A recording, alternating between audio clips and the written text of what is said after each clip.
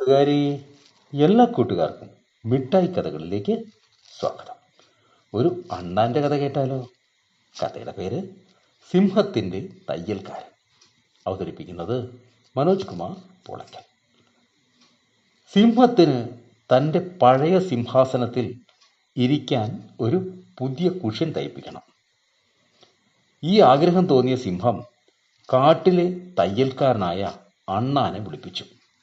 സിംഹം പറഞ്ഞു, എനിക്ക് നല്ല സോഫ്റ്റായ ഒരു കുഷൻ തയ്ച്ചു തരണം.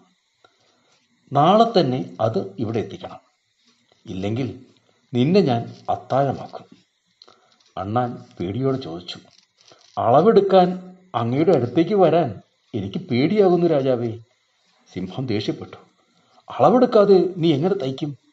അണ്ണാൻ പറഞ്ഞു, അങ്ങ് ദൂരെ നിന്ന് ഒന്ന് തിരിഞ്ഞു നിന്നാൽ മതി. ഞാൻ കണ്ണുകൊണ്ട് അളവെടുത്തോളാം. സിംഹം തിരിഞ്ഞു നിന്നതും അണ്ണാൻ ജീവനും കൊണ്ടോടി രക്ഷപ്പെട്ടു. കൂട്ടുകാർക്ക് കഥ ഇഷ്ടമായോ? എങ്കിൽ പുതിയൊരു കഥയുമായി നമുക്ക് നാളെ കാണാം. എല്ലാവർക്കും നല്ലൊരു ദിനം ആശംസിക്കുന്നു. Story uncle.